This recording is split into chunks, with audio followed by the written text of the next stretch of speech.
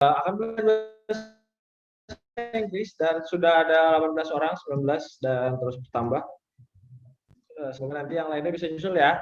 Dan kayaknya udah lama saya ngisi kelas ini. Berapa? Kedua ya?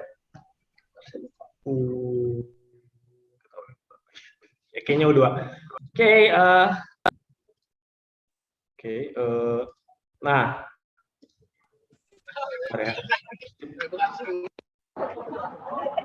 Oke, sip, saya akan mute dulu semua.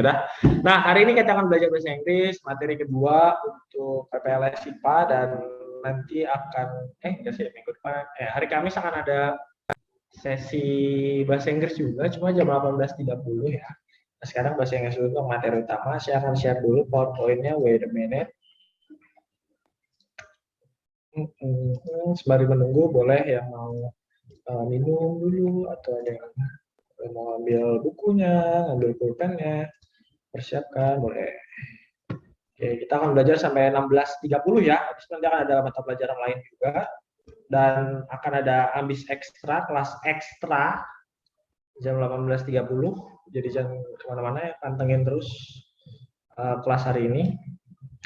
Dan oke, sudah ada 32 orang. Sebentar. Hop.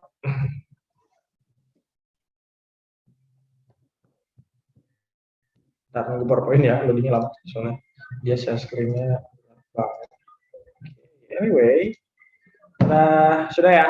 Nah, karena sudah tampil di layar sekolah med semua, saya pengen ngasih tahu rules untuk hari ini. Jadi, rulesnya untuk kelas bahasa Inggris yang pertama adalah audionya akan mute, pasti mute ya. Jadi kalau kalian masuk ruangan pasti mute dan nggak bisa dibuka karena ada banyak. Nanti bisa sampai 100 nih. Jadi supaya tidak bising, tidak pusing. Jadi saya mute dulu. Nanti kalau ada pertanyaan boleh ya. Bolehnya mana lewat chat, silakan aja. Karena saya pasti pantengin chatnya. Saya akan selalu melihat ke kolom chat ya.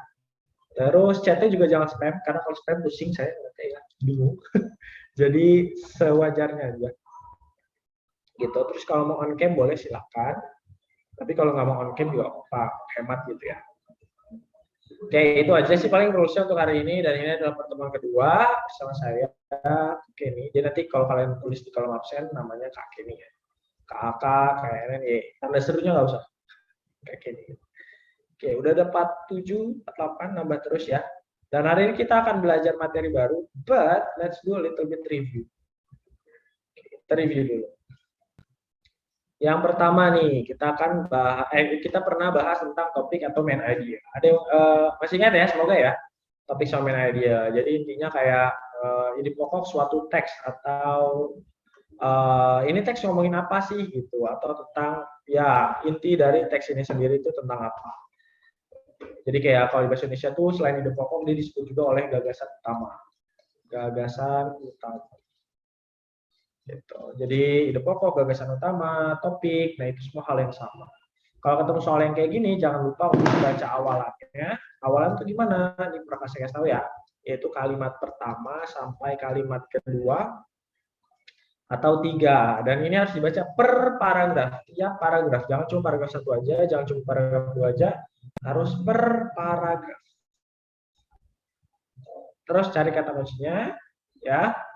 Kata kunci itu apa? Kata kunci itu adalah sesuatu kata yang sering diulang atau dibahas secara terus-menerus.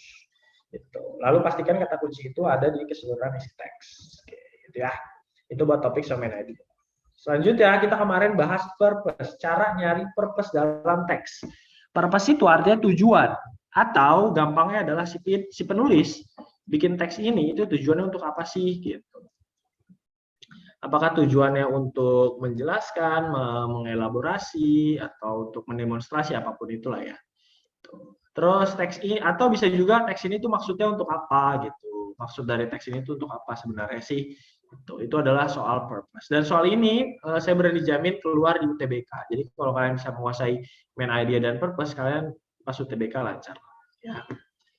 Dan kalau ada soal kayak gini, kita harus apa? Kita harus cari dulu ide pokoknya. Nah, udah kayak tadi, sama caranya persis, cari ide pokoknya, terus lihat kata kuncinya, cari jawabannya yang paling sesuai.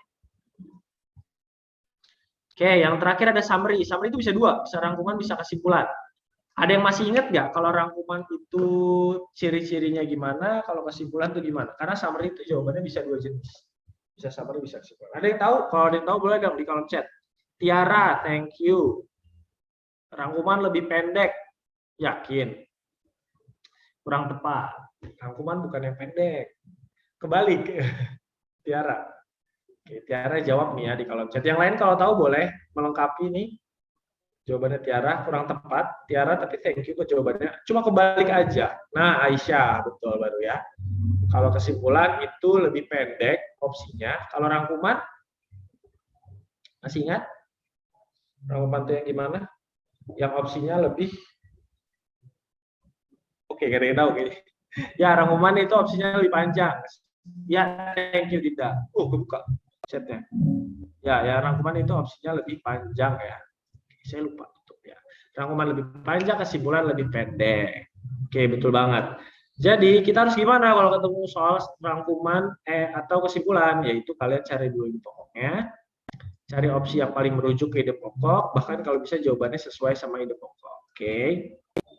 Jadi rangkuman itu yang opsinya panjang-panjang, lalu kesimpulan itu opsinya yang pendek-pendek. Oke. Sip. Kalau ada pertanyaan boleh aja langsung di kolom chat ya. Kalau nggak ada nggak apa-apa. Nah, kita masuk ke materi hari ini. Materi ini tuh ada 4, banyak banget. Ada author's bias, ada author's tone, ada analogy, ada target audience. Ada 4. Kita mulai dengan author's bias. Author's bias itu, dia itu artinya ini, writer's point of view or opinion. Jadi author's bias itu bisa dianggap sebagai opini ya. Opini si penulis. Atau kecenderungan si penulis gitu. Jadi nggak ada hubungannya sama bias Korea atau bias apapun, tapi biasa itu kecenderungan. Gimana sih misalnya kecenderungan aja susah banget. Kecenderungan. Jadi opini bisa, kecenderungan bisa. Jadi kayak ini penulis nih kelihatan banget mendukung statement ini. Si penulis kelihatan banget dia tuh sepakat sama statement yang ini gitu. Jadi kayak bias banget sih, kelihatan banget sih gitu ya. Oke, terus selain itu, yaitu tadi dia cenderung ke satu sisi, memihak. Terus dia itu support writer's opinion, opini tadi ya. Terus intended ditujukan untuk menginfluence, mempengaruhi pembaca, dan mengecilkan opini lain. Jadi intinya, gampangnya adalah author's bias ini, opini dan kecenderungan si penulis. Gitu. Jadi gimana kita tahu si penulis itu cenderungnya kemana? Apakah cenderung ke A, ke B, ke C, ke D, ke E? Itu nanti ada caranya. Tapi contoh soalnya biasanya bias kayak gitu. Which of the following shows the author's bias? Manakah yang bias dari penulis? Gitu ya. Nah, cara jawabnya adalah kalau pengen tahu author's bias itu apa, find the topic of the discourse. Temukan topiknya apa. Gimana cara nyari topik tadi? Udah. Baca awalan, per paragraf. Terus temukan kata kunci, lalu pilih jawaban yang tepat. Oke. Oke, terus ya read the choice answer carefully, choose the best describes author's point of view. Gitu deh. Jadi sekali lagi kalau ketemu author's bias dia adalah jawaban yang paling memihak terhadap satu statement. Dan statement itu haruslah sesuai dengan ide pokok. Oke, kita coba. Contoh soal. Nah, hati-hati ya, ini contoh soalnya ya. Ada yang dibilang which of the following shows the author's bias? Yang manakah yang menunjukkan bias si penulis, kecenderungan si penulis? Apakah A, apakah B, apakah C, apakah D, apakah E? Oke, kita tengok. Paragrafnya ada ini, kita temukan dulu topiknya ya. Topiknya adalah, kalimat pertamanya adalah difficulty walking, blurred vision, slurred speech, slow reaction times, terus impaired memory, are clearly the effects of alcohol on the brain. Oke, titik berhenti. Karena paragraf cuma satu, jadi kita agak kayak panjang aja ya bacanya ke bawah ya. Difficulty walking, susah berjalan, pandangan blur, speech, kata-katanya terbata-bata, reaksinya lambat, dan impaired. Impaired itu apa? Cacat. Impaired itu cacat. Memori yang cacat, tidak lengkap, adalah jelas-jelas tanda efek dari alkohol di otak kita. Oke, kayak di paragraf 1 ketahuan ya, kayak dampak-dampak buruk terhadap dampak-dampak buruk alkohol terhadap otak kita. Oke, kita lanjut ke kalimat kedua. Some of these impairments, beberapa dari kecacatan ini, dari bahaya ini, are detectable, bisa dideteksi setelah dari satu atau dua minuman dan cepat selesai ketika minumnya berhenti. Ada beberapa akibat yang ditertuliskan ini itu bisa dideteksi satu atau dua setelah minum. Itu. On the other hand, di sisi lain, orang yang minum secara berat over a long period of time mungkin mempunyai brain deficit, kerusakan otak yang akan berlanjut sampai dia sadar, sampai dia melek. Jadi kayak ngomongin tentang buruknya itu kayak buruknya alkohol terhadap otak. Heavy drinking, minum keras, mungkin mempunyai extensive and far-reaching effects, mempunyai efek yang lebih parah dan lebih dalam kepada otak kita. Bermacam-macam, mulai dari simple sleeps, dari pusing sedikit gitu ya, sampai ke permanen, sampai menghancurkan kondisi kita yang membutuhkan perawatan seumur hidup. Oke, kayaknya udah jelas banget ini ngomongin tentang bad of alcohol. Jawabannya adalah, ada yang tahu? Boleh, kalau ada yang tahu silakan di kolom chat. Kira-kira jawabannya apa? Ahmad Yasir, oke. Agribina, oke. Raihan, oke. Oh, beda-beda nih jawabannya nih. Oke, yang lain Amar. Ada lagi? Beda-beda semua nih jawabannya. Oke, Ataya, Akbar. Ada lagi? Rizky, Fadli, Raffi, Akila. Pokoknya sekali lagi bias tuh nyangkut sama topiknya kan ngomongin bahayanya alkohol. Berarti jawabannya haruslah seputar bahayanya alkohol gitu kan. Tiara titik-titik K, terus Adi Arianto, terus Ali Murtado. Jawabannya beda-beda nih. Kalau beda-beda biasanya soalnya susah ya. Kalau jawabannya beda-beda. Ali Mazia, Sandra. Jawabannya beda-beda. Pokoknya ngomongin bad of alcohol ya soalnya ya. Teksnya tuh ngomongin bad of alcohol. Berarti jawabannya haruslah bad of alcohol. Ada lagi? Ali Mazia, Sandra, Ali Murtado, Tiara, Adi, Zulfa, Raffi, Rizky, Ataya, Akbar, Amar, Raihan, Agrifina, Ahmad. Dinda. Oke. Jawabannya jatuh pada yang betul itu cuma 3 orang. Oh, 4 deng, nambah ya 1. Sorry, salah baca ya, dimaafkan. 5, sekarang jadi 5. Jadi 6. Wah, keren banget. Jadi banyak ya. Apakah kalian mendapatkan ilham? Mendapatkan secercah cahaya pengetahuan? Udah nggak ada lagi ya? Oke, jawabannya jatuh kepada bad of alcohol. Maka haruslah bad of alcohol. Oke, ini dia jawabannya. Selamat buat Hania, Aisyah, Alima, Dinda, Ali Murtado, dan Rizky Fadli. Oke. Oh, sama Raihan Bintang, sorry, satu lagi. Selamat, keren banget. Jawabannya adalah D ya. Kok bisa? Kenapa enggak A? Kenapa enggak B? Kenapa enggak C? Kenapa enggak E? Oke, kan ini ngomongin bad kan. Opsi A ini kelemahannya dikata encouraging. Encouraging itu apa? Memotivasi. Gitu. Ya, kalau minum alkohol punya efek memotivasi ya bukan buruk dong, berarti sesuatu yang baik. Kalau termotivasi, aduh saya pengen termotivasi, akhirnya dia minum alkohol gitu ya. Akhirnya nggak sesuai dengan topiknya. Kalau yang B, impairments, kecacatannya bisa dideteksi setelah 1 atau 2 kali minum. Jadi kalau ngomongin kecacatan yang bisa dideteksi dari 1-2 kali minum, nggak bakal ngomongin bahaya. Itu kayak ngomongin ini loh, kayak ngomongin ya cuma 1-2 kali minum doang, ya udah nggak apa-apa lah. Habis itu oke lagi ya. Jadi ini tidak menunjukkan bahaya gitu. Hanya menunjukkan ya akibat yang kecil aja gitu. Nggak buruk. Itu nggak bahaya juga. Terus yang C, drinking habit can persist well. Kebiasaan meminum bisa berlanjut dengan baik setelah para pemabuk sober itu sadar ya.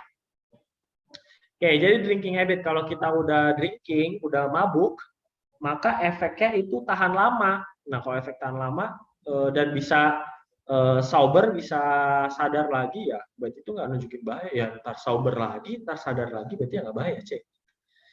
Oke, terus kalau yang nih, alkohol bisa hidup lebih lama. Ya udah pasti bukan bahaya, ini mah bisa hidup lebih lama.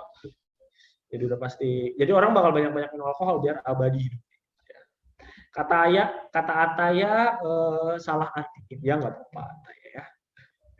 Dan oke, absen nanti setengah jam berjalan baru dikasih absennya ya. Jadi nunggu semuanya masuk baru dikasih absen.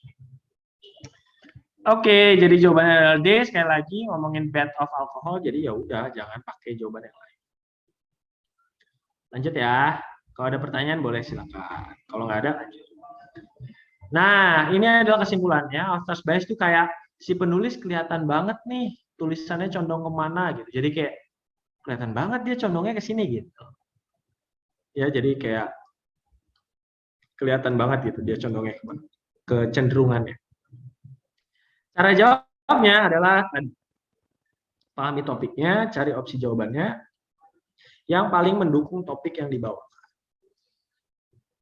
Oke, jadi sekali lagi sesuai dengan main idea gitu. Nggak apa-apa yang salah tadi ya, itu wajar karena author's bias ini adalah jadi soal yang sulit ya. Gitu. Dikategorikan soal sulit di UTBK, jarang yang benar. But that's okay ya, nggak apa-apa jadi kalau kalian salah. Oke, itu buat author's bias. Kita lanjut ke number 2. Author's tone. Author's tone itu apa sih kalau di bahasa Indonesia ini ada tahu nggak? Author's itu penulis by the way. Kalau tone itu apa? Tone-nya si penulis. Kira-kira apanya si penulis? Boleh yang tahu di kolom chat dong. Kira-kira author's tone ini apa? Artinya emotion. Oke, thank you Tiara, emosi katanya. Yang lain ekspresi bisa. Perasaan ya Kalila, Adi Arianto. Ada lagi selain emotion, selain emosi. Bisa juga sebut batu. Itu stone, ya, author stone, ya, thank you ya. Ini pun intended, perasaan, ya, suasana, thank you Caca. Ali Murtado perasaan, suasana bisa. Ada lagi yang bisa dipakai? Untuk mood, thank you, betul banget, mood. Sikap, thank you Hania, Zulfa ya.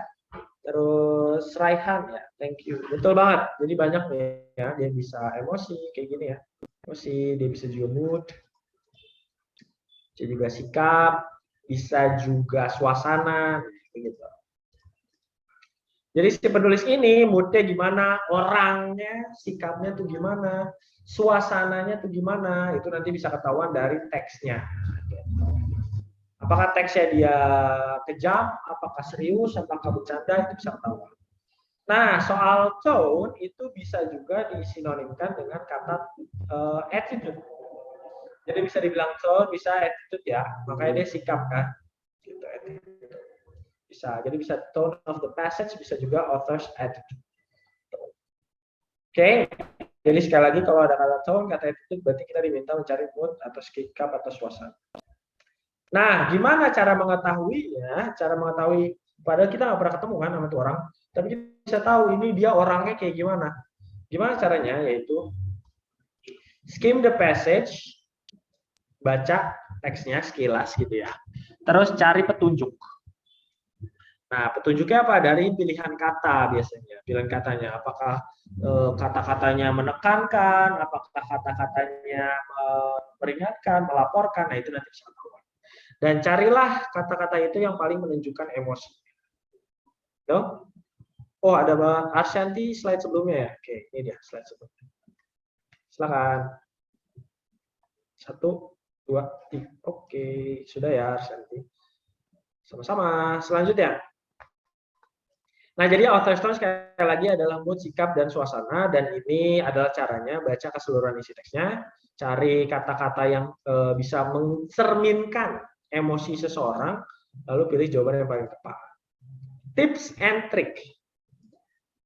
Oke, tipsnya adalah avoid the word, hindari kata-kata yang hampir mempunyai makna serupa. Jadi kayak objektif sama informatif itu maknanya sama kan? Objektif, informatif ya. Dia biasanya tone-tone yang ngomongin science. Tuh, terus concern, caring, worried, sympathetic itu artinya peduli. Itu. Hindari kalau mereka nongol di opsi yang sama. Karena objektif sama informatif basically sama, jadi nggak mungkin jawabannya itu. Terus concern, caring, worried, sympathetic itu sama, jadi nggak mungkin jawabannya itu. Karena mereka hal yang sama. Oke, jadi hindari jawaban-jawaban yang serupa. Oke, nah ada cara lain sih. Cara lainnya bisa juga dengan melihat topiknya. Tapi topik saja tidak cukup, kita tetap harus mencari clue. Kata-kata yang bisa membuktikan, oh ini orangnya gini banget. Nah, gitu ya. Oke, kita mulai dari number one. What is the tone of the passage? Nah, ini ada soalnya kayak gini. Coba kita baca dulu ya teksnya ya, karena kita harus cari clue, jadi kita harus baca dulu. Up to now, sampai sekarang, confessions, pengakuan, confession itu apa? Pengakuan.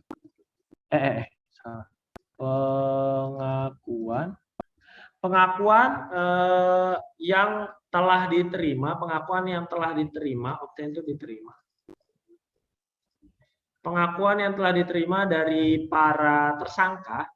Oke, udah dijawab aja Riva ya. Pengakuan yang diterima dari tersangka dalam hypnotic state have not been admitted into evidence by courts in the United States. Oke, maksudnya apa sih kalimat pertama ini, kan kita pahami dulu ya. Ini ngomongin apa nih? Jadi pengakuan. Jadi kalau ada defendants, ada tersangka, ada penjahat gitu ya. Ada penjahat yang dalam hypnotic state, yang dihipnotis, tersangka yang dihipnotis dan mengaku gitu ya. Jadi pengakuan tersangka yang dihipnotis itu tidak diterima sama pengadilan gitu. Jadi kalau kalian lihat di pengadilan ada sidang, terus ada tersangka nih penjahat, tapi dia disuruh ngaku tapi dihipnotis dulu, itu nggak diterima, nggak mau tuh pengadilan, ya, nggak mau yang kayak gitu-gitu. Kenapa? Karena expert, para ahli di bidang hipnosis telah menemukan bahwa pengakuan tidak bisa diandalkan. Oke. Jadi pengakuannya tersangka, si narapidana yang ngaku karena dihipnotis itu nggak bisa diandalkan. Gitu. Kenapa? Karena subjek, para pelaku ketika dihipnotis itu mungkin aja mengaku atau juga enggak. Gitu. Jadi kayak nggak tahu nih sebenarnya dia beneran ngaku apa enggak gitu. Apa cuma dia bohong gitu, kita nggak bisa tahu. Gitu ya. Pokoknya ini paragraf pertama kayak gitu deh. Bahwasannya di pengadilan tidak mau menerima pengakuan dari tersangka yang dihipnotis dulu baru ngaku. Terus paragraf keduanya landmark case, contoh kasus yang terkenal mengenai pengakuan dalam efek hipnotis itu ada di Lyra Videno. Ini contoh ya, contoh si pengakuannya. Lyra Videno. A suspect was hypnotized, seorang tersangka dihipnotis oleh psikiatris untuk district attorney, jaksa penuntut. Ya pokoknya ada sebuah kasus lah intinya tentang pengakuan tersangka yang dihipnotis terjadi di Amerika. Itu. Jadi di sini intinya adalah sebuah statement mengenai pengakuan penjahat narapidana yang tidak diterima. Narapidana yang tidak diterima. Oke, tidak diterima. Nah, itu ya. Nah, habis sudah ketahuan topik yang ngomongin apa, terus kayak pilihan katanya ya. Tadi kita cek juga, kita masuk ke opsi-opsinya nih. Informatif ya informatif, tadi objektif ya. Objektif gitu. Indifferent tuh artinya unbiased, dia nggak memihak. Jadi kayak dia netral gitu ya. Unbiased. Kok nggak mau kecoret sih? Oke. Nge-lag, bentar guys. Nge-lag. Nah, unbiased ya. Tidak berpihak, dia netral. Placid itu artinya tenang. Terus humor ya humor ya. Lawak terus sorry ya, saya pilih banget. Sekali lagi ini objektif, ini unbiased, ini tenang. Oke. Ini humor, udah tahu. Disinterested, nggak suka, nggak peduli. Oke, jawabannya jatuh kepada opsi place itu tenang. Oke, ya Ahmad Yasir ya baru dijawab tadi. Oh, Rifa, oke, Alicia, Amar, Syardi, Ahmad ya, Ahmad ya belum. Zulfa, Zulfa ganti jawaban. Zakwan, Nadir, Ali Murtado, Syafa, Kalila, Lima, Alima, Agrifina, Adinda, Putri Sah, Kuma, Tiara, Fadlan, Zakwan, Nadia Alia, Ali Murtado. Bismillah katanya. Nabila Oktaviana. Oke, jawabannya beda-beda ya. Kalau jawabannya beda-beda soalnya susah. Dinda Ayu, Raihana. Oke, jawaban yang tepat adalah jawabannya Tiara, Liani Ghazali. Selamat Tiara. Jawabannya apa Tiara? Ada yang tahu? Jawabannya Tiara apa? Ya, jawabannya Tiara tepat ya. Jadi yang jawabannya sama kayak Tiara, jawabannya tepat. Kata A5 titik-titik ya nggak tahu. Kita lihat aja deh animasinya ya. Jawaban Tiara apa sih sebenarnya? Jawaban Tiara adalah ini. Mana? Ini dia. Ya, itu dia. Indifferent. Itu dia. Jadi dia jawabannya adalah indifferent. Kenapa indifferent? Jadi betul banget nih A5 ya. A5 bisa nebak isi hatinya Tiara. Terus Dinda betul juga. Terus sebagai betul. Adinda Putri betul juga. Terus Zulfa betul juga gitu. Jawabannya adalah indifferent. Kenapa? Karena kalau informatif sama objektif itu biasanya hubungan dengan science. Sesuatu yang konkret. Sesuatu yang valid. Konkret. Nah, sesuatu yang valid. Jadi kayak definisi ilmiah, terus tentang sains, terus tentang apa lagi? Rumus kimia, rumus fisika, nah, kayak gitu-gitulah. Pokoknya tentang sains biasanya informatif itu. Atau mungkin kayak sejarah gitu bisa juga tuh informatif ya. Terus kalau playset enggak, ini enggak ada yang bahas ketenangan, humorous enggak di situ. Oke, kenapa different pertama? Karena dia tuh kayak di sini tuh enggak mau berpihak. Dia nggak berpihak dengan pengadilan, dengan negara nggak berpihak, terus dengan pengadilan nggak berpihak, sama si defendant, sama para narapidana juga nggak berpihak. Jadi dia melaporkan pendapat dia sesuai dengan apa yang terjadi di lapangan, gitu, berdasarkan fakta-faktanya. Maka jawabannya lebih ke B, gitu. Indifferent. Jadi dia nggak berpihak kepada mana. Gitu ya. Jadi jawabannya lebih. Oke, that's okay. Susah emang, kakakku ya emang susah, nggak apa-apa. Karena tahun ini memang butuh kebiasaan juga, gitu ya. Oke, ada bukti kata khususnya. Oke, kata khususnya sebenarnya dia ada di penggunaan kata-kata yang seperti orang netral. Kayak gini, defendant di bawah.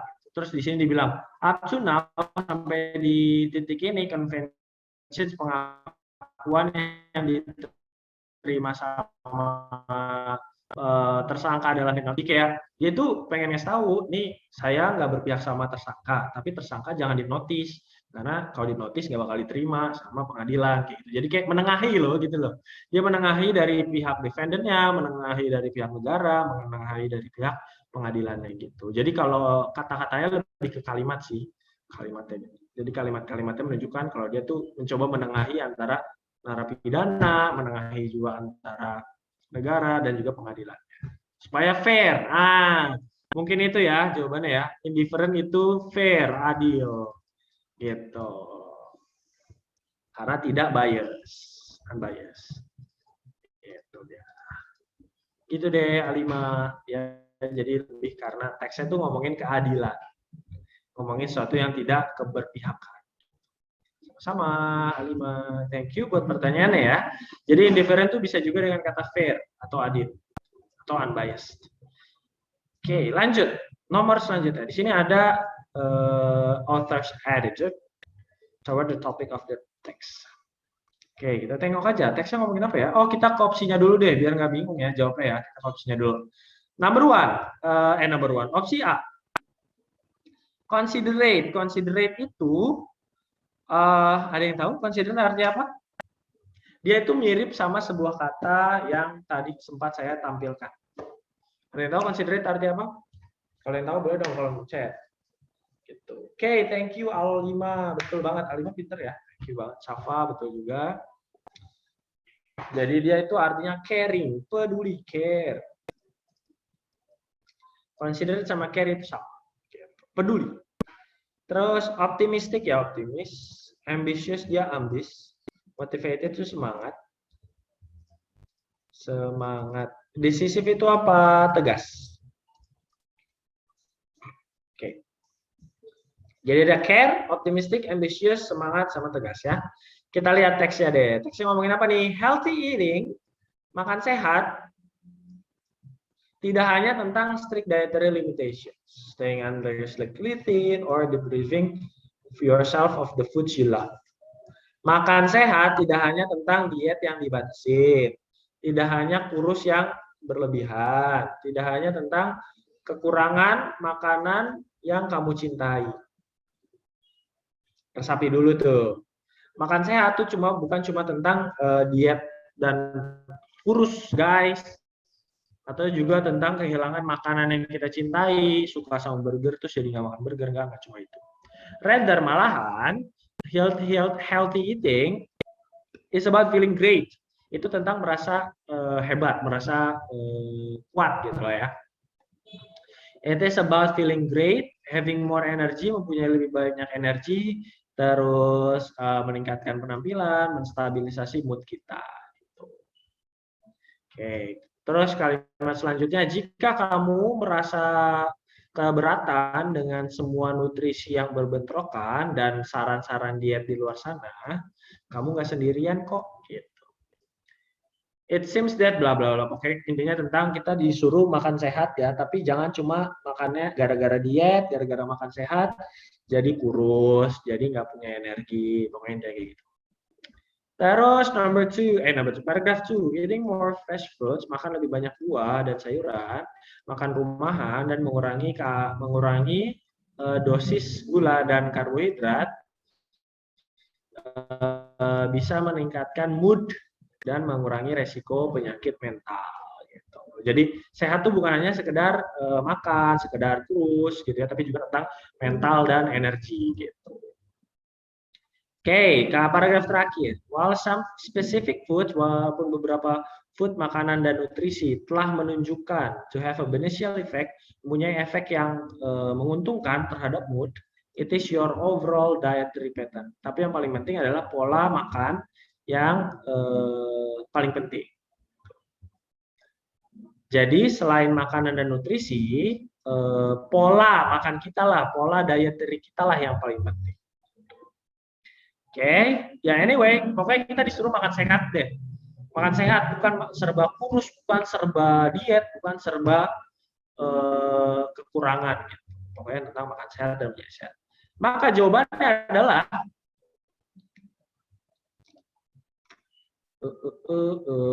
Shirley, Alicia, Dinda, Ahmad, Zulfa, Amar, Tiara, Adi, Agri, Rehana, Caca, titik-titik bukan Kak?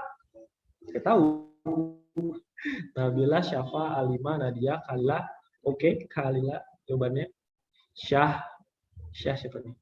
Syah bagus. Ali Murtado antara titik-titik atau titik-titik. Nggak boleh dua ya, satu aja. Uma pakai emoji ya.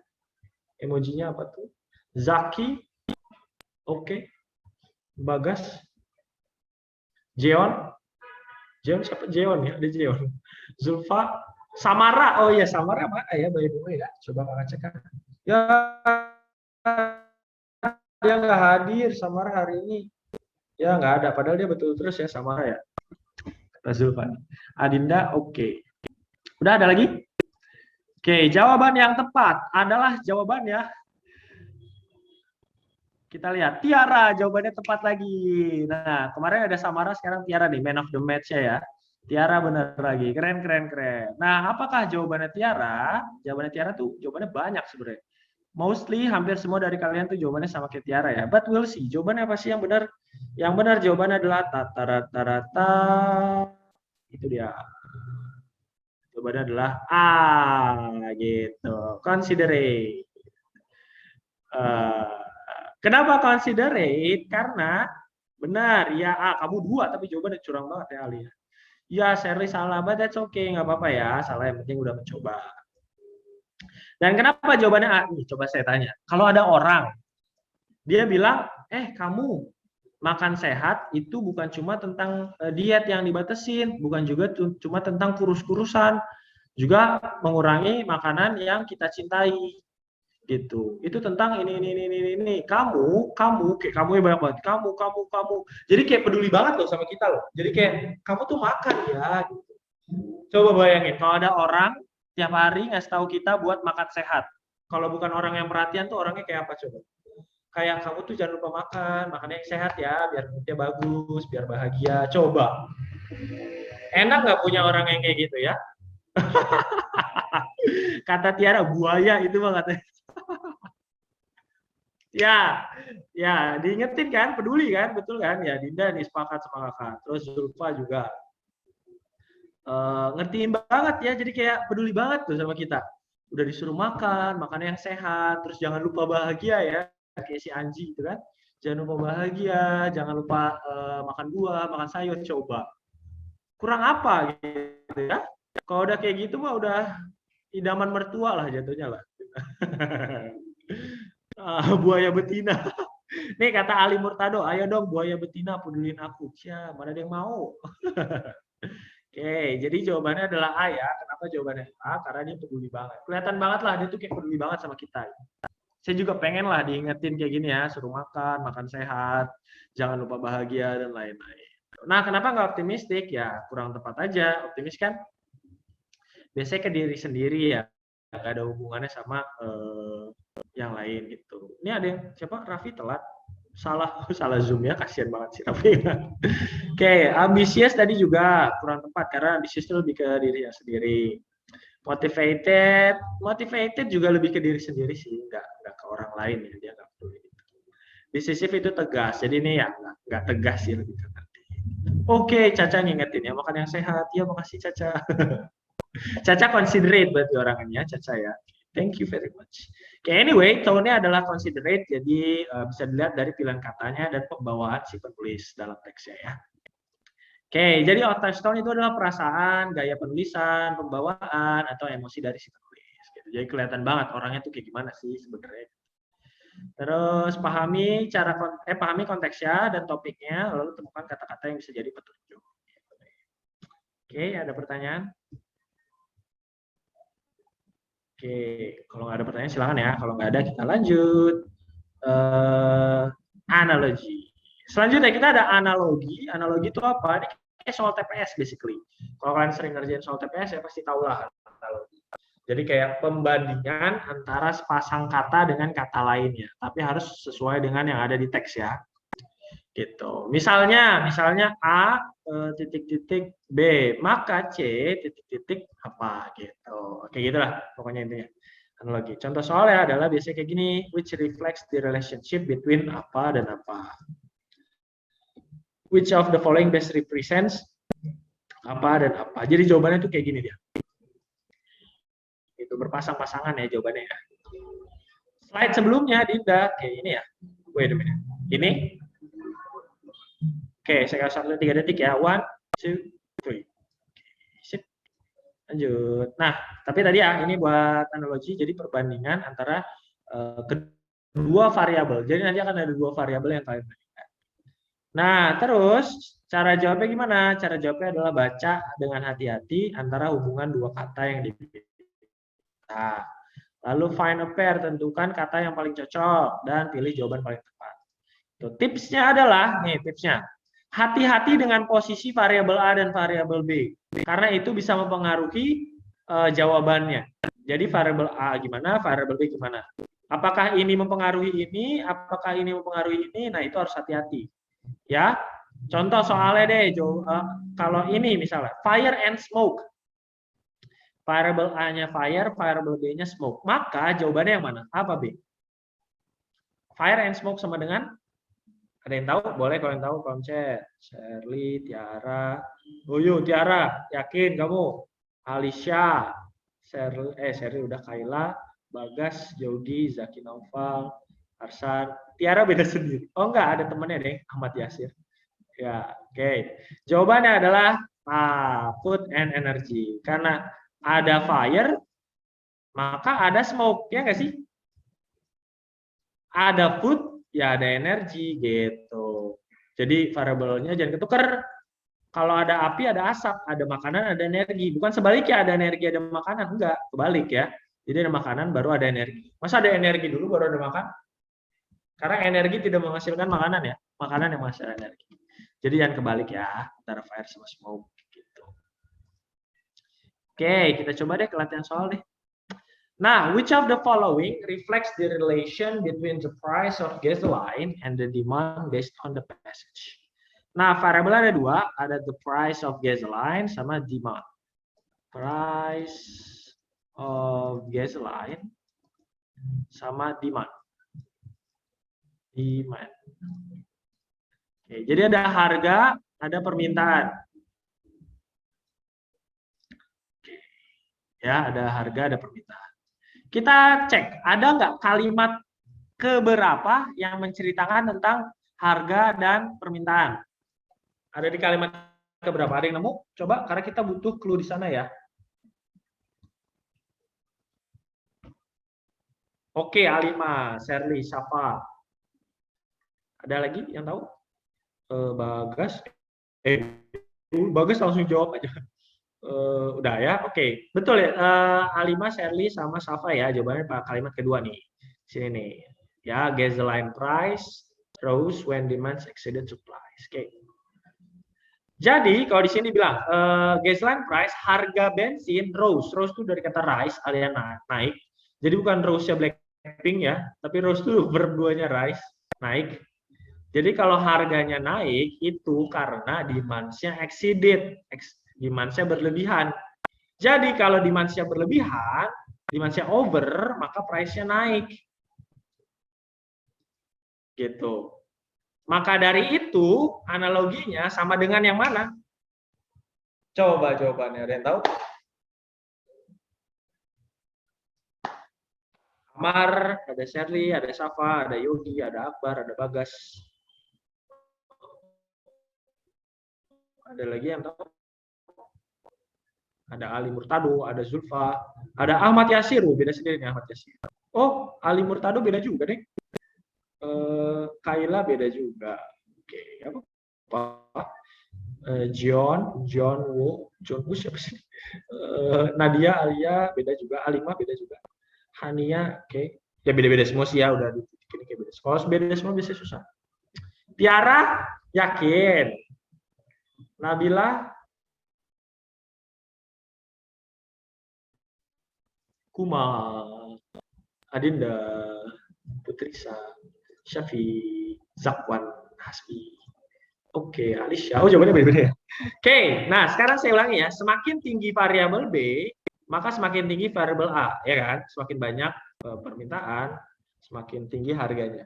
Kalau banyak, misalnya kayak, ya itu aja, McD-nya BTS kan, banyak yang pengen kan, akhirnya susah nyarinya. Akhirnya banyak, makin mahal harganya di Tokped kan, yang jual McD BTS itu mahal banget di Tokped. Karena apa? Karena banyak yang pengen, kayak gitu. Oke, jawabannya adalah apakah semakin banyak membaca, semakin banyak bukunya? Semakin banyak baca, semakin banyak bukunya nggak sih? Oke. Apakah semakin sering nih kau baca? Apakah semakin banyak bukunya? Ya, nggak mesti juga sih, ya nggak mesti buku juga gitu ya. Mungkin semakin banyak buku bisa jadi semakin banyak baca, tapi punya buku nggak baca juga nggak pasti gitu kan? Nggak pasti. Mungkin ada yang punya buku banyak tapi nggak mau baca, atau ada yang punya bukunya sedikit tapi bacanya sering, dibaca terus kan? Bisa. Terus ke E dulu ya, soalnya nggak ada yang pilih E. Garbage environment. Semakin banyak lingkungan, semakin banyak sampah. Ya bisa sih, tapi nggak gitu juga cara mainnya kan. Nggak semestinya semakin banyak lingkungan. Lagi pula lingkungan juga kan nggak bisa dihitung juga. Gimana cara ngitung lingkungan? Nggak bisa juga ngitung lingkungan. Jadi kayak meragukan. Oke, sekarang ke C dulu deh ya. C dulu ya. Semakin banyak kompor, semakin banyak gas. Bener nggak? Kompor ada 10 nih, gasnya berarti ada 10 juga apa gimana? Semakin banyak kompor, semakin banyak gas. Apakah itu hal yang pasti? Semakin banyak gas. Mempengaruhi enggak? Meragukan ya, kayak bisa mungkin pakai apa tungku bisa juga pakai tungku ya, nggak mesti gas juga. Dan nggak mesti yang nggak ada kewajiban kalau stofnya banyak, gasnya banyak tuh nggak ada kewajiban, nggak saklek gitu loh. Karena bisa jadi kompornya dua, gasnya satu bisa aja gitu kan. Nah, sekarang kita bahas yang mana? B dulu apa D? Oke, kita bahas B dulu kali ya, asik. Apakah semakin banyak perasaan kamu terhadap seseorang, maka semakin tinggi cintamu padanya? Siap. Apakah semakin banyak kamu rasa sayang, atau makin tinggi rasa cintanya? Masa sih? Makin sayang, emang makin cinta? Gak ada yang tahu, gak ada yang tahu dalamnya hatinya. Bisa jadi bertepuk sebelah tangan, gak tahu kita. Dalamnya hati tiada yang tahu. Makin sayang, makin semakin jadi badut katanya. Kata Ali ya, semakin cinta makin badut katanya. Makin sayang makin buta katanya. Jangan gitu dong, jangan gitu dong. Ya pokoknya dia adalah kita nggak tahu nih, apakah semakin banyak perasaan kita, semakin banyak kita memberikan rasa sayang, semakin banyak kita memberikan perasaan terhadap seseorang, apakah semakin tinggi cintanya pada kita kan? Kita nggak tahu. Mungkin dia mencintai orang lain, kita. Intinya adalah ini abstrak, nggak bisa. Banyak banget kasus yang bikin sebaliknya gitu. Makin sayang malah makin sakit gitu kan bisa jadi. Makin jadi baper, makin stres, makin pusing sendiri gitu lah ya. Yang pasti dia abstrak deh, abstrak banget karena cinta perasaan itu abstrak, nggak bisa diucapkan dengan kata-kata cia gitu kan. Nah, maka jawabannya adalah itu. D jawabannya. Semakin tinggi temperatur ya makin panas suhunya gitu kan. Maka kalau semakin kecil temperaturnya, panasnya makin kecil nggak? Makin kecil juga, udah pasti. Sama kayak permintaan dan harga. Kalau makin banyak yang pengen beli, pasti makin mahal. Ya contohnya kayak McD BTS aja, itu banyak pengen kan, pasti banyak harganya juga makin mahal. Kayak gitu. Jadi jawabannya adalah D ya. Jadi jangan terjebak di cinta buta. Ya, cinta buta. Makin sayang makin buta kata Zulfa. Ya, A5 gitu sih. A5 paling kalau temperaturnya naik berarti heatnya naik juga kan. Tapi kalau temperaturnya turun, heatnya turun juga nggak? Turun pasti sedikit juga heatnya gitu. Jadi kalau temperatur no temperatur, nggak ada temperatur, ya berarti nggak ada heat juga. Gitu. Oke, sip. Oke gitu ya jawabannya ya. Jadi sesi curhat kan ini, gara-gara love sama feeling. Ini yang buat soal ya. Kayak yang buat soal lagi galau deh waktu itu. Jadi kayak naruh love sama feeling. Oke, anyway, itu ya. Jadi analogi itu apa? Analogi itu adalah perumpamaan dua variabel yang ada dalam teks. Terus hubungan sama A dan B itu kayak apa sih? Tuh, apakah benar-benar serius? Apakah cuma bercanda? Gitu ya. Apakah emang berketerkaitan? Sorry banget sih, susah banget sih. Berketerkaitan ya. Nah, cara jawabnya gimana? Cara jawabnya adalah cari info detail mengenai variabel A dan B, cari jawaban yang paling menggambarkan hubungannya, dan hati-hati dalam penempatan variabelnya. Oke, ada yang mau nanya lagi? Kita ada 10 menit lagi ya. Oke, cocok buat soal terakhir, materi terakhir. Materi terakhir, yaitu target audience. Nah, target audience itu apa? Target audience adalah for whom a passage is intended to. Jadi kayak orang yang paling butuh ngebaca teks ini. Orang yang kalau ngebaca teks ini tuh paling tinggi dampaknya. Jadi kayak target pasarnya gitu. Kayak misal saya, target pasar saya tuh, saya nggak mungkin baca majalah apa misalnya, majalah Hidayah gitu kan tentang hukum-hukum apa gitu kan, dibakar mayat ngambang kayak gitu. Mungkin saya nggak cocok gitu. Mungkin kalau tentang sport, olahraga, apa football, mungkin saya lebih cocok teks saya. Gitu. Atau ya betul, tujuan teks ini dibuat untuk apa? Untuk siapa sih lebih tepatnya? Untuk siapa? Gitu. Oke. Nah, contoh soalnya ini, passage is intended for. Cara jawabnya adalah find the topic or main idea of the passage. Tentunya ya, cari ide pokoknya. Gimana cara cari ide pokok? Baca awalan per paragraf. Per paragraf. Lalu pilih jawaban yang paling related sama topiknya. Jadi kalau topik yang ngomongin sports, ya mungkin yang baca Messi gitu ya. Kalau tentang musik mungkin yang baca siapa? Ariana Grande gitu. Atau anime mungkin yang baca kalian semua nih. Wibu Stress nih, ada Wibu Stress di sini. Namanya Wibu Stress, like literally. Gitu ya. Mungkin kamu suka kalau baca manga gitu ya. Tapi yang lain belum tentu. Makanya ada namanya target audience. Gitu. Oke, nah kita coba aja nih. The passage is probably intended for. Ada doctors, dokter, nannies itu bisa dua, bisa babysitter, bisa blue collar workers. Ini kuli ya, basically ya, kuli. White collar workers tuh bos. Nah, terus kalau people in general ya orang, people in general ya. Oke, nah kita baca dulu teksnya nih ngomongin apa sih? Teksnya ngomongin forest have the ability to regulate water systems, prevent erosion and flood, and maintain soil fertility. Oke, titik berhenti kita pahami dulu. Hutan-hutan mempunyai kemampuan untuk mengatur sistem pengairan, mencegah erosi dan banjir, dan dan menjaga kesuburan tanah. Oke, the ability of forest, kemampuan dari hutan adalah inseparable, tidak bisa dipisahkan, tak terpisah, dari existence, keberadaan orang-orang dan bahkan jutaan pohon di area hutan. Pohon hanya menyimpan air untuk kebutuhannya sendiri dan tanah menyimpan air. Oke, jadi kayak pohon tuh penting guys. Dan hutan tuh penting guys buat jaga air gitu ya. Oke, paragraf 2. Billion of trees, miliaran pohon dengan white canopies, jadi dengan kanopi pohon dengan kanopi yang lebar kayak gini loh, pohon yang kayak gini loh, bisa menahan hujan gitu. In this position, dengan posisi ini, air hujan tidak langsung menghajar permukaan tanah, tapi turun pelan-pelan melalui daun-daun dan mengalir ke batang pohon, gitu ya. Lalu permukaan tanah diisi oleh batang pohon, yang terisi oleh batang pohon akan menghasilkan lot of litter originating from organic materials in the forms of leaf and dry twigs. Nah, nanti pohon-pohon ini meranggas deh, airnya disedot, terus nanti daun-daunnya meranggas turun gitu ya. Dan pelan-pelan littering is heading towards the decay process. Organic material collected. Siapa pokoknya dia tentang proses pohon dan hutan menjaga air gitulah ya, gampangnya ya biar nggak ribet. Terus litter sampah-sampah itu menutup air jatuh dari kanopinya, bla bla bla bla ya, masih ngomongin tentang. Terus the soil surface, permukaan tanah di hutan mempunyai kapasitas tinggi untuk menyerap air hujan. Maka dari itu air hujan menyerap kepada tanah. Oke, masih ngomongin proses ya. Ini anak IPA biologi nih harus tahu ya.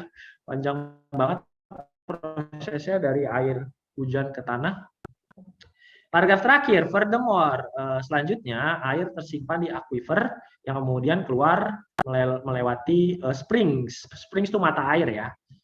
Nah, dari mata air ini, air mengalir melalui sungai dan akhirnya ditemukan di hutan. In addition, there is also underground water, air bawah tanah yang keluar sebagai air mata untuk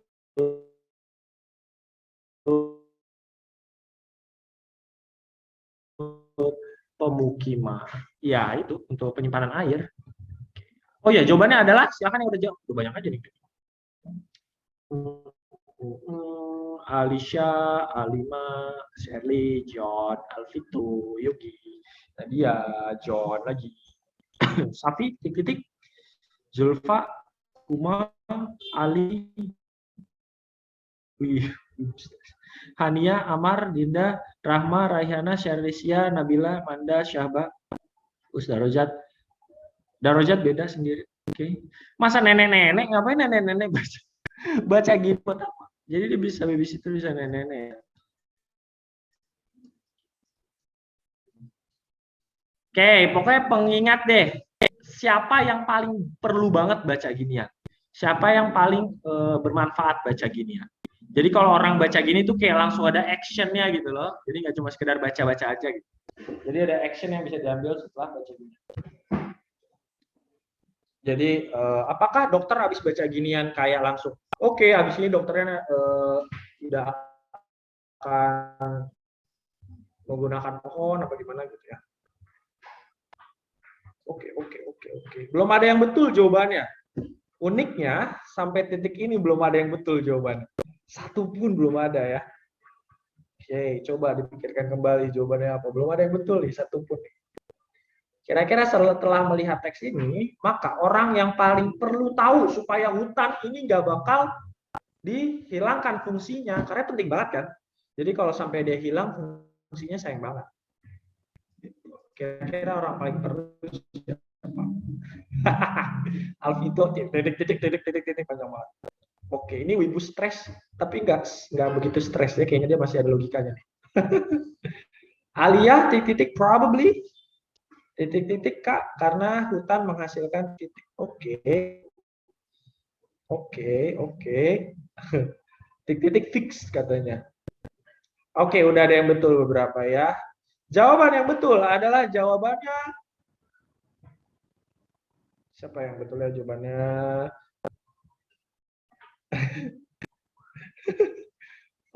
Fatan, jawabannya Fatan betul. Fatan Z, Fatan Z, gitu.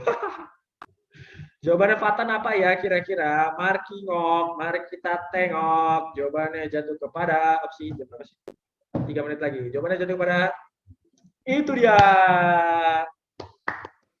Selamat buat Fatan. Terus ada siapa lagi sih yang betul di sini? Mari kita tengok. Ada ya, Wibu betul. Nadia, Rehana, Tiara betul lagi ya. Caca, A5 betul ya, A5 karena hutan menghasilkan duit. Terus Wibu stres juga betul, biar proyeknya dibatalin. Terus Nabila betul, Syafa betul, Nadia betul, Tiara betul, Alvira betul. Oke, sip deh. Ya, ibu mulu nih nongol di chat saya.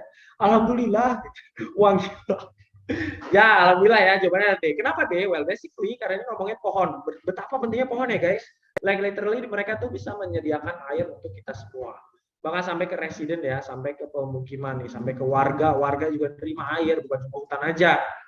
Nah, supaya hutan tetap terjaga, orang emang bisa. Penting banget orang baca. Tapi apakah orang habis baca ini terus dia ngapain? Power dia dibandingkan powernya para bos itu nggak bisa sama. Powernya bos pasti lebih besar. Karena apa? Karena mereka bisa batalin proyek. Dokter udah nggak mungkin nggak ada hubungannya dokter sama pohon ya. Ya walaupun ya saja, cuma dia nggak ada hubungannya banget. Nenek-nenek nggak ada hubungannya sama babysitter, nggak ada hubungan. Kuli gimana? Coba, Kuli kamu kerja lah, dia mah iya iya aja gitu. Ya bisa sih mogok kerja nih ya, tapi ya kalau dia mogok kerja dia si bosnya cari kuliah yang lain gitu. Tapi kalau bosnya udah bilang kerja babat nih hutan, nah, pemerintah bilang nih babat hutan, udah kita nggak bisa apa-apa kan gitu. Nah, jadi sekali lagi apa jawaban white collar workers, karena memang soal ini tuh ngomongin tentang pentingnya hutan. Dan pentingnya hutan itu memang berguna sih untuk hampir semua orang di dunia tuh perlu banget tahu pentingnya hutan. Cuma lagi-lagi paling jadi kayak paling terdampak banget tuh buat siapa gitu. Jadi memang banyak yang jawab but that's okay, nggak apa-apa. Tapi ide ini penting juga ya untuk bisa membaca ini. Coba bayangin, kalau misalnya ini memang jawabannya bisa dibilang itu implisit ya. Implisit itu apakah? Implisit itu adalah tersirat. Jadi nggak secara gamblang gitu ya bisa terbaca, tapi tersirat. Nah maksud tersirat gimana? Jadi kayak ini kan teks tentang pohon. Kalau orang biasa yang baca, habis dia baca dia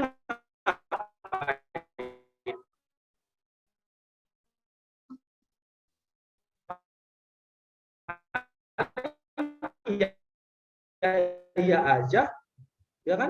Paling bos, manajer, developer kayak gitu-gitu.